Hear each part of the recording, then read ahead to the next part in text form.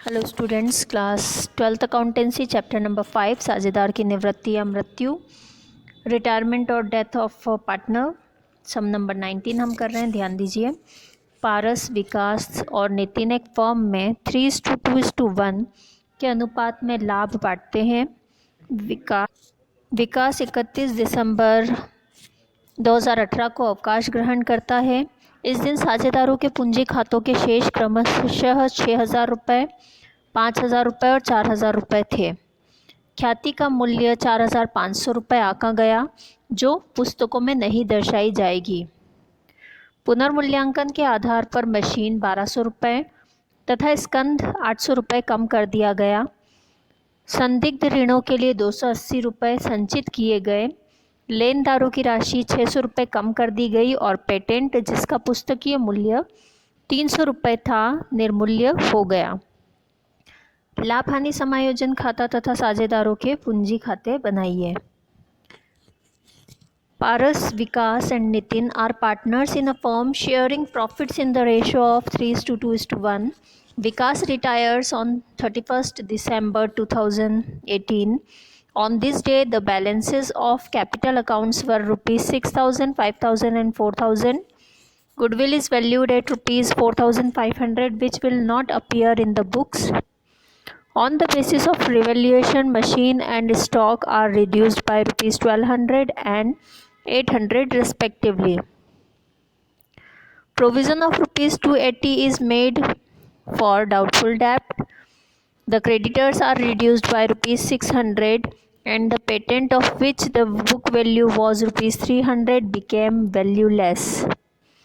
Prepare profit and loss adjustment account and partners capital account. Okay, इस सब में हमें P&L एडजस्टमेंट अकाउंट या revaluation account and partners capital account बनाने को बोला है।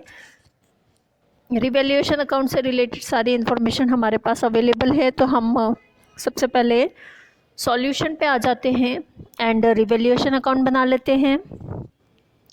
रिवैल्यूएशन अकाउंट कॉलम हमारे पर्टिकुलर्स अमाउंट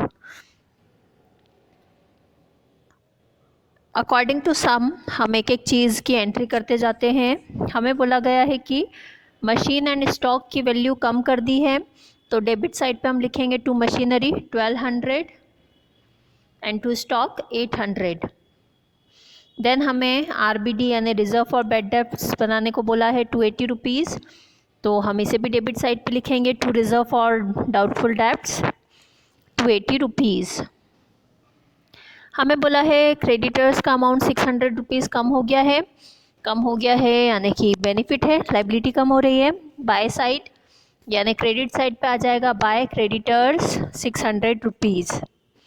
नेक्स्ट हमें बोला है पेटेंट, जिसकी वैल्यू 300 थी, वैल्यूलेस हो गया है, तो हमारी एसेट्स रिड्यूस हो रही है टू पेटेंट्स 300 रुपीज़।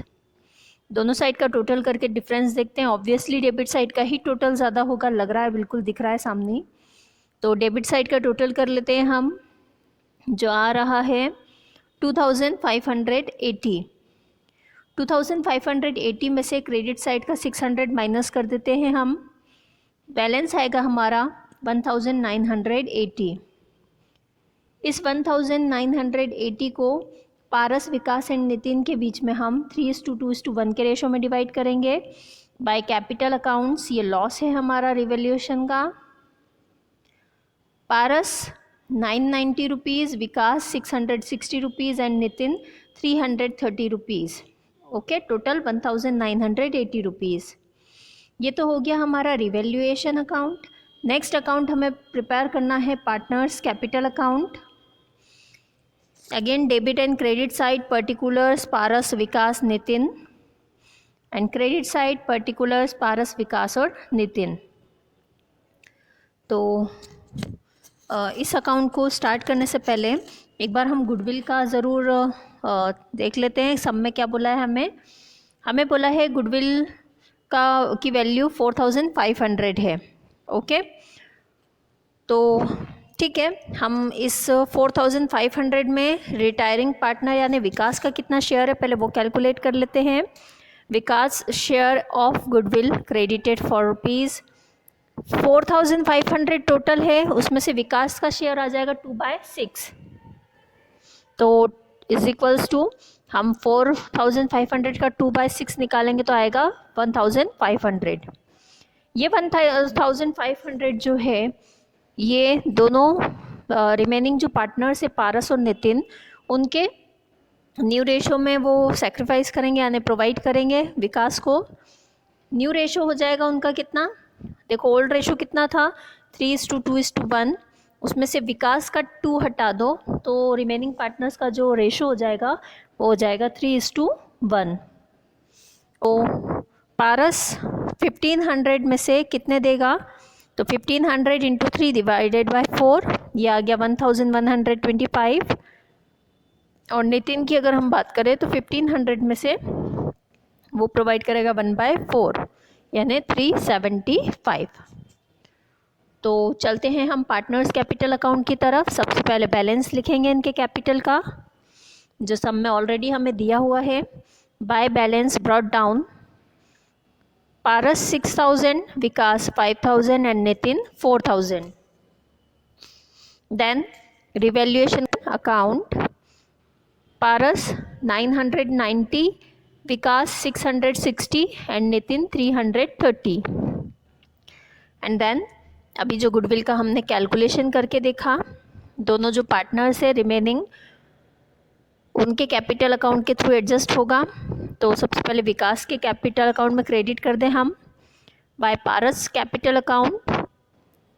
विकास के कॉलम में आ जाएगा 1,125 एंड बाय नितिन्स कैपिटल अकाउंट, विकास के कॉलम में आ जाएगा 375 एंड रिमेनिंग पार्टनर्स के कैपिटल अकाउंट को डेबिट कर लेते हैं हम इन्हीं अमाउंट से।